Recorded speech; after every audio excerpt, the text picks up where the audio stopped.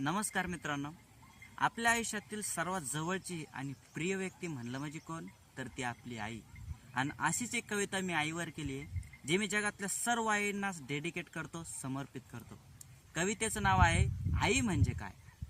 तर आई म्हणजे वरम भातावरचं साजूक तूप, डोक्यावरून हात फिरवताच निस्वार्थ मिळते मायेची ओढ. आई म्हणजे सूर्याची कोवळी किरणं, तिच्याशिवाय जगणं म्हणजे जिवंतपणीच मरणं.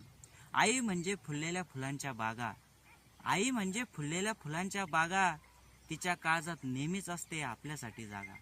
आई म्हणजे उन्हातील सावली, आई म्हणजे उन्हातील सावली, प्रेम माया आपुलकी ज्याच्यात त्यालाच ती गावली.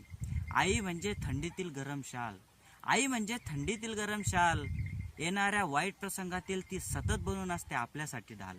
आई म्हणजे पावसाळ्यातील छत्री, आई म्हणजे पावसाळ्यातील छत्री, खडतर प्रवासात चालताना पुन्हा उठून चालण्याची एकमेव तीच देते खात्री, तीच देते खात्री.